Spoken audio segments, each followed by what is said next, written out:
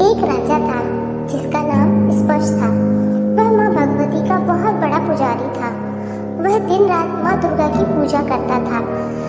माँ ने भी उसे राजपाट, धन दौलत, ऐशो आराम के सभी साधन दिए थे।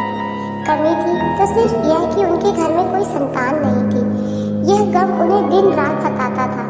वो माँ से यही प्रार्थना करते थे कि माँ उन्हें एक संतान दे ताकि उनका वंश चलता रहे। माँ ने उसकी पुकार सुन ली। एक दिन माँ ने आकर राजा को स्वप्न में दर्शन दिए और कहा कि वे उसकी भक्ति से प्रसन्न हैं। उन्होंने राजा को 2 पुत्रियां प्राप्त होने का वरदान दिया। कुछ समय बाद राजा के घर में एक कन्या ने जन्म लिया। राजा ने अपने राज दरबारियों को बुलाया, पंडियों और ज्योतिषियों को बुलाया और बच्ची की जन्म कुंडली तैयार करने का हुक्म दिया।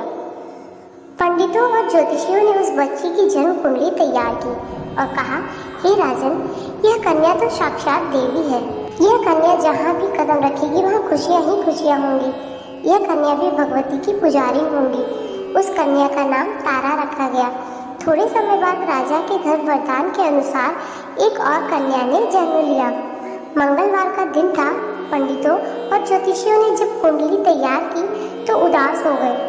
राजा ने उदासी का कारण पूछा तो वे कहने लगे, महाराज, यह कन्या आपके लिए शुभ नहीं है। राजा ने उदास होकर ज्योतिषियों से पूछा कि मैंने ऐसे कौन से बुरे कर्म किए हैं जो कि इस कन्या ने मेरे घर में जन्म लिया है। उस समय ज्योतिषियों ने अपनी ज्योतिष लगाकर बताया, कहने लगे कि ये दोनों कन्याएं जिन्होंने आपके घर में जन्म लिया है, पिछले जन्म में राजा इंद्र की अप्सराएं थीं। इन्होंने सोचा कि हम भी मृत्यु लोक में भ्रमण करें तथा देखें कि मृत्यु लोक पर किस तरह रहते हैं लोग। दोनों ने मृत्यु लोक पर आ एकादशी का व्रत रखा। बड़ी बहन का नाम तारा था, छोटी बहन का नाम रुक्मन। बड़ी बहन तारा ने अपनी छोटी बहन से कहा, रुक्मणी, आज एकादशी का व्रत है। आज हम दोनों को कुछ भी भोजन नहीं खाना। तू बाजार जाकर फल ले आ। तभी रुक्मन बाजार फल लेने चली गई। वहाँ उसने मछली के पकौड़े बनते देखे। उसने अपने पैसों से तो पकौड़े खा लिए, लेकिन तारा के लिए फल लेकर वापस आ गई। फल उसने तारा को दे दिया। तारा ने पूछा कि तू अपने लिए फल क्यों नहीं लाई? तो रुक्मन ने बताया कि उसने मछली के पकौड़े खा लिए। उसी वक्त तारा ने शाप दिया, जा नीच, तूने एकादशी के दिन मांस खाया, तू नीच योनि में जन्म लेगी।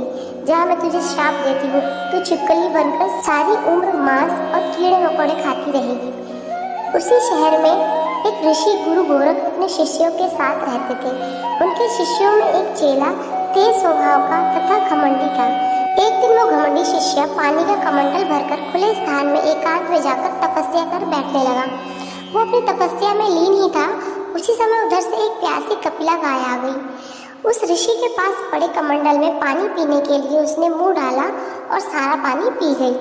जब कपिता गाय ने मुंह बाहर निकाला तो खाली कमंडल की आवाज़ सुनकर उस ऋषि की समाधि टूट गई। उसने देखा कि गाय ने सारा पानी पी लिया। ऋषि ने गुस्से में आकर उस कपिल गाय को बहुत बुरी तरह चिमटे से मारा। वह गाय लहूलुहान हो गई। यह खबर गुरु गोरख को मिली। उन्होंने कपिला गाय की हालत देखी तो उस ऋषि को बहुत बुरा भला कहा और उसी वक्त आश्रम से निकाल दिया। गुरु गोरख ने गाय माता पर किए गए पाप से छुटकारा पाने के लिए कुछ समय बाद एक यज्ञ रचाया। इस यज्ञ का पता उस शिष्य को भी चल गया जिसने कपिला गाय को मारा था। उसने सोचा कि वह अपने अपमान का बदला जरूर लेगा। यज्ञ शुरू हो गया।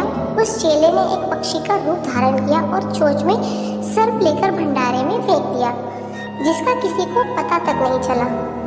एक छिपकली जो पिछले जन्म में तारा देवी की छोटी बहन थी तथा बहन के शाप को स्वीकार कर छिपकली बनी थी, सर्प का भंडारे में गिरना देख रही थी।